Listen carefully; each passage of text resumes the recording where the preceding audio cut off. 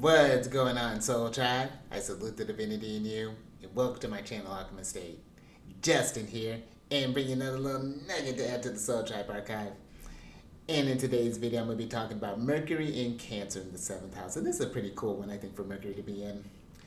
That when you talk about that little Mercury, the nature of Mercury, we're already doing one of the things of it, is communication. And Mercury can deal with very closely tied into the mind, the thinking aspect of it, the interpretive qualities of it, critical thinking, understanding. It's a Mercury is how we're able to take those sort of like divine downloads and things and articulate them and to be able to write them down and things along those lines, discourse. And, there's a lot that Mercury really kind of covers there. It's really kind of a broadest bag, I think, of interpretations when it comes to Mercury. But those are going to be some of the base things that Mercury covers there.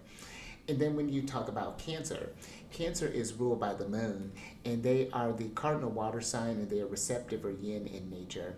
And being ruled by the moon, Cancer, I find, is a very, sensitive sign. It's tuned into the fluctuations that are happening around. The moon's very closely tied in with the people, and so Cancer has a way of really feeling the energies from others. That's where you'll get that kind of general Cancer moodiness sometimes, because you never know what Cancer's picking up on. But there is a strong intuition. They're able to sense what another needs and knows how to take care of, and there's just this intuitive response when you think about the Cancerian energy. And again, very nurturing, very just again, but emotional. One that the emotions are constantly churning with when we're working with the Cancerian energy being ruled by the moon, but still an initiator nonetheless. It's like when Cancer senses something, that's when it acts. When it feels, it can be a very inspired sign. So into some things with Cancer. And then we talk about the 7th house. This is a dope house. This is one of the angular houses. Was known as the setting house. And some of the themes that it's going to deal with are going to be with like relationships, partnerships, other people just in general, and marriage is going to be some of the themes that this house covers. So even like living abroad, and I think that's going to really kind of play into this factor here. But when you're working with this placement, a few things to consider. You would have a Capricorn rising by whole sign, and you're going to want to look to the moon because the moon is going to import the themes of this house to wherever it happens to be located. And then Mercury is going to import the themes of the 6th house, which deals with like illnesses, injuries, subordinates, work, and pets. And then the 9th house, which deals with like foreign travel, foreign places, foreign people, education, spirituality, belief, politics, astrology, divination, things along those lines.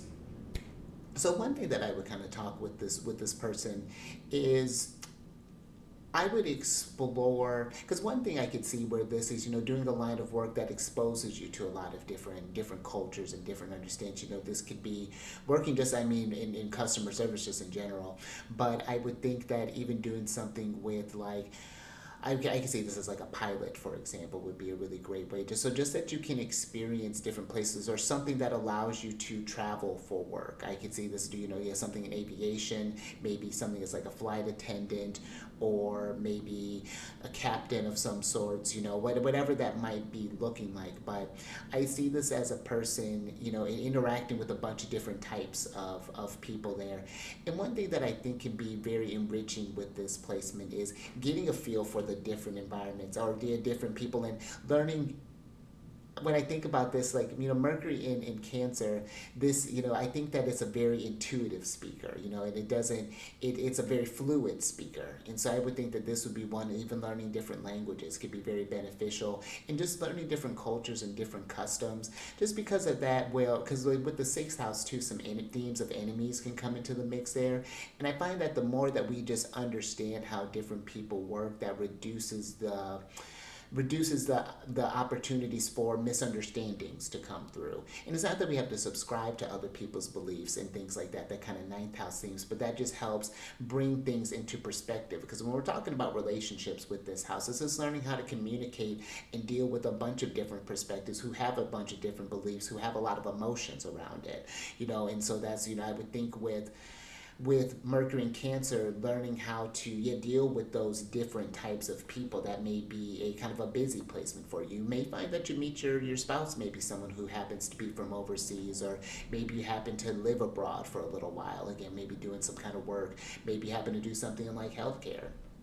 That would be another way that I could see this come up. And again, that would be introducing to or kind of learning about different cultures, which would, I mean, even doing that would even enrich your medical experience as well. But education would be another thing, maybe especially like kind of like higher education, but just education in general, I think would be another kind of great way of, again, getting to learn different types, getting a good feel for different people and things along those lines. And they're going to get to learn from you too, because I mean, you're going to have such a breadth of experiences. So, but yeah, anytime that you can get to just like travel, or even just like do, with the internet, I mean, you can just like look into different cultures and different things like that.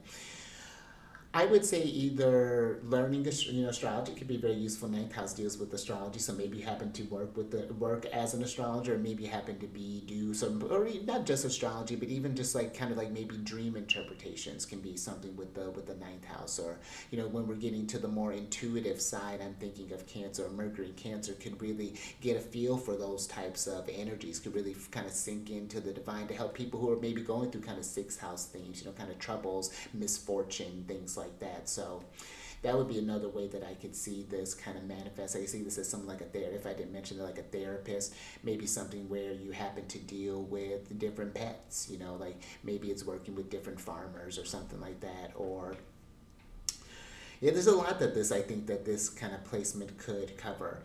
And you may even meet different people from just like doing different kind of odd works. You may provide like just like jobs that you never even would have considered. So that might even be something too, like just trying different things, exploring different kind of occupations and stuff like that.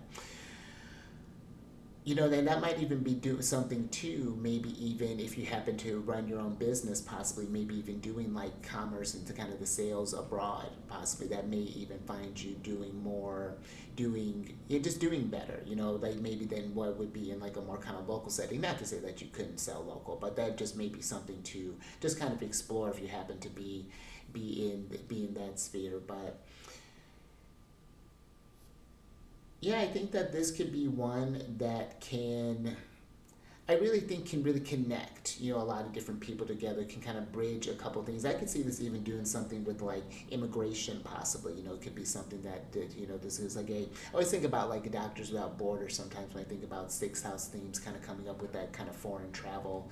So politics, that could be something even that comes into the mix when I'm thinking kind of about the ninth house, sort of like beliefs and things. That could be kind of like Mercury can represent that sort of like vehement oratory. So like you're doing something maybe on a political field where you're needing to evoke emotions and things to try to find that kind of support there. So whatever that might be, and maybe some sort of like international affairs or whatever that is. But yeah, anything. I think the biggest thing I think is finding ways to expose yourself to as much culture as possible, and that's through going to different places, reading different books, experiencing different cuisines. That could be another way to kind of work in ninth house themes. But I would even think too, you'd be amazed about some of the things, even when it comes to taking care of yourself, just thinking about those kind of sixth house things and taking care of others. You can learn different healing techniques and things from other cultures as well. Maybe there's certain foods or different herbs that other cultures can work with that's not normally available for you, or that you wouldn't normally think to work with. And so yeah, a lot of, I think, again, I think this could be a very enriching placement, depending on how you kind of expose yourself to different people, and kind of making those relationships and getting out there and kind of getting creative there. But maybe learning, like I can see another, just ASL would be another, or any sort of sign language, I think would be another really great placement. I think for, especially in Mercury and Cancer, I think could be just something about that. I just think it gives a different feel to the language. But those would be just some kind of general things that I would explore with people with this placement. You definitely need the whole chart to get a better idea of how this may be kind of showing up there. But if you have this placement or know someone who's working with this placement, down in the down in the comment section. Let us know how this is showing up for you, because it was really fascinating to see how these placements can show up there.